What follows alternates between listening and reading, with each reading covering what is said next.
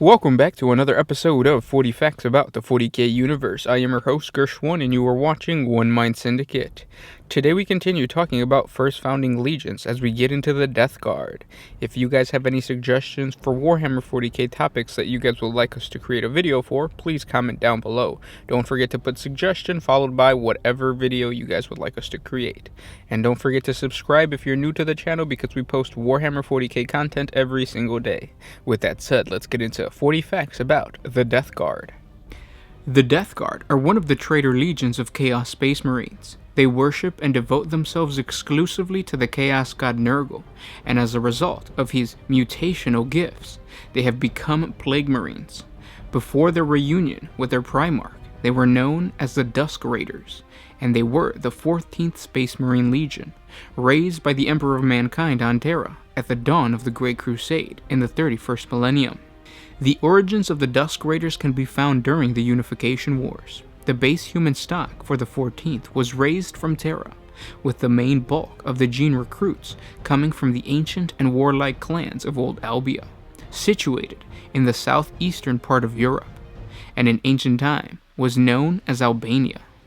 Such was the suitability of this stock for induction into the ranks of the Space Marines, that recruits drawn from the Castrum cities were also to be found in the ranks of the first founding 8th and 10th Legion, the Night Lords and the Iron Hands, although to a lesser degree than the 14th, who were by blood and culture shaped by the traditions of the warlords of Albia, as well as the hand of the Emperor. The recruitment of the Sons of Albia served twofold purpose. Firstly, and most importantly, it drew from the best of multiple generations of the strongest Terran realms, now friend and ally to the Imperium, but never fully trusted. For Old Albia, towering amid the North Atlantic wilderness, had once been a true rival of the Emperor for control of the destiny of mankind. By recruiting their brightest and best into the Legionis Astartes, and the other growing Imperial organizations, marked for war amid the stars, the Emperor ensured that they could never threaten the unification from within. Secondly, it subsumed into the Emperor's forces all the martial traditions and bloodlines that had for centuries held much of Terra under their cruel grasp, and had eventually overcome the Pan-Pacifican Empire under the rule of its unspeakable king, Narthan Doom. Such a breed of relentless warlords and soldier scientists was an invaluable resource that the Emperor was loath to waste.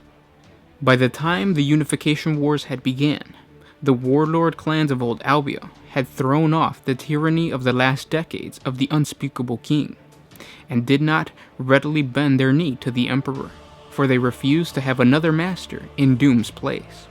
Instead, the Albians met the Emperor's regiments of Thunder Warriors with their own battalion of steam-belching proto-dreadnoughts and heavily armored Ironside soldiers.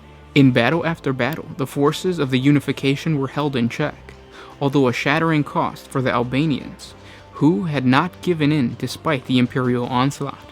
Impressed with the Albians' martial temper and indomitable courage, the Emperor called for a ceasefire and sought victory over the warlord clans through peaceful negotiation, understanding that to crush them by force alone would entail a grinding war of attrition that would only serve to decimate his own forces and gain him nothing but a handful of ashes as a prize of war.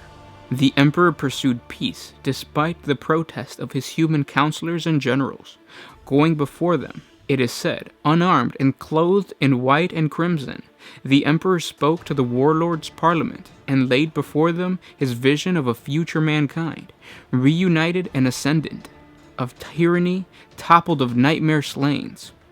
He offered them glory amongst the stars, and most importantly, redemption for many hundreds of years of kinslaying and bloodshed. To the shock of many, the warlords of Old Albia accepted the Emperor's vision.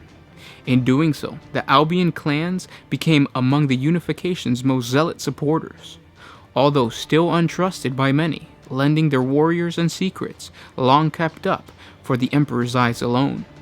Most importantly, for the future of humanity, the Albions sacrificed their sons to becoming the first Space Marines.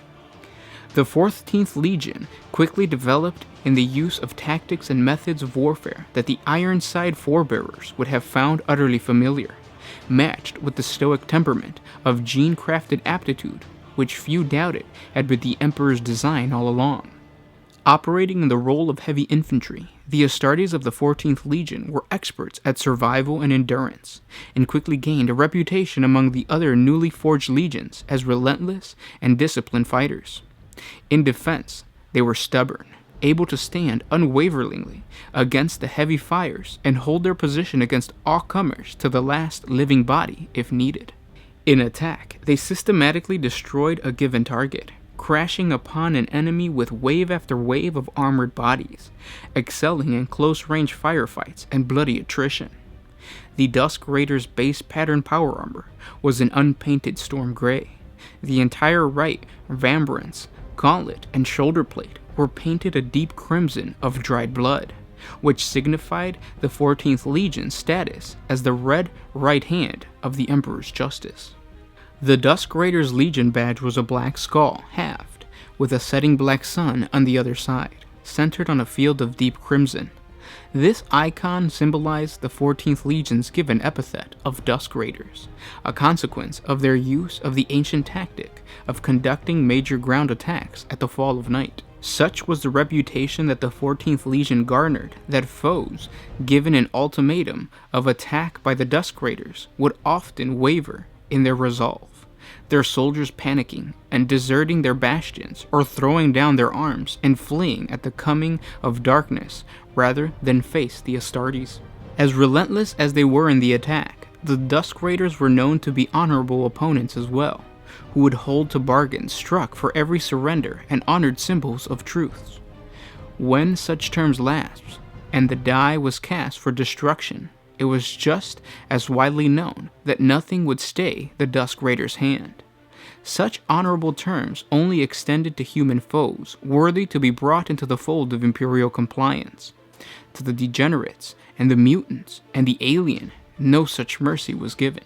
So the Dusk Raiders continued this course over the next 8 standard decades as they fought on, unwavering in the service of the Great Crusade.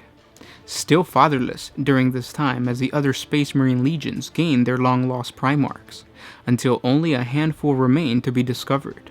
This orphan status rather bred a self-reliance and a quite stubborn pride in the Dusk Raiders' self-forged character. Before they were reunited with their Primarch, the Dusk Raiders conformed very closely to the standard structure of arms and organizational patterns laid out for the early Space Marine legions by the Officio Militaris. At its most fundamental level, the Dusk Raiders were organized around the principle of equipping individual Space Marines as well as possible, so that they could endure and prevail against any foe encountered, and operate for extended periods without resupply or support if necessary. This dogma was espoused by the warriors of the 14th Legion, built upon the foundation of independence and surety with which they had always fought. The Dusk Raiders are noted in records of this period as maintaining a well-rounded capacity for unleashing multiple modes of warfare, although with some bias towards heavy assault formations and attritional engagements, as evidenced by the particular use of close-range weaponry within the Legion. The Dusk Raiders relied upon its infantry to provide its strategic strength, with the bulk of the tactical fire support coming from heavy armed support squads, and later with a considerable number of Terminators and Dreadnoughts providing reinforcements as an assault spearhead were needed.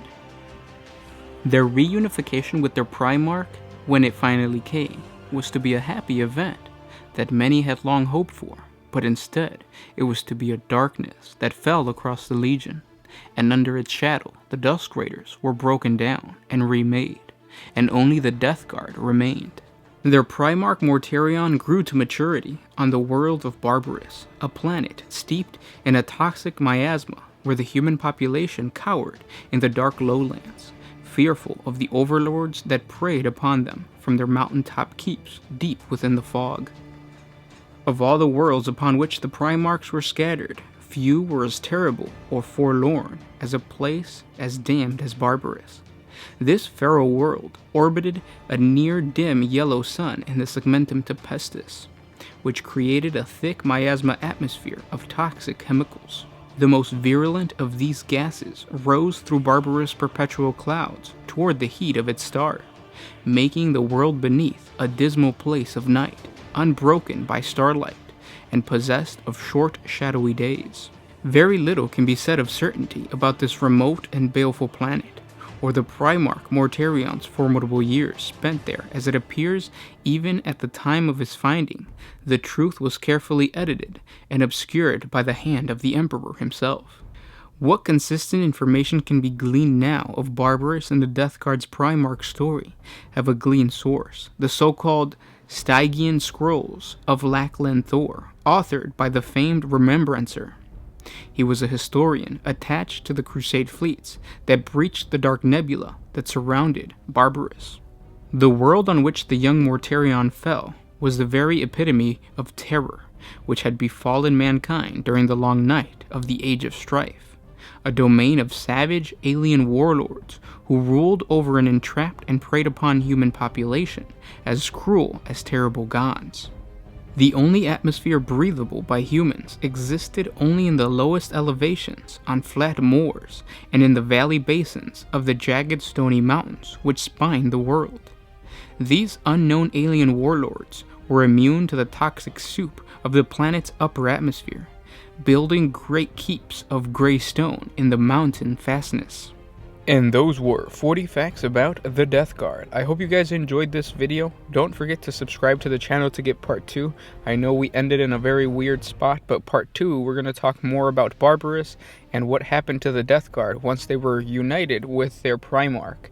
And of course, guys, if you guys have any suggestions for Warhammer topics that you guys would like us to cover, please make that suggestion down in the comments below.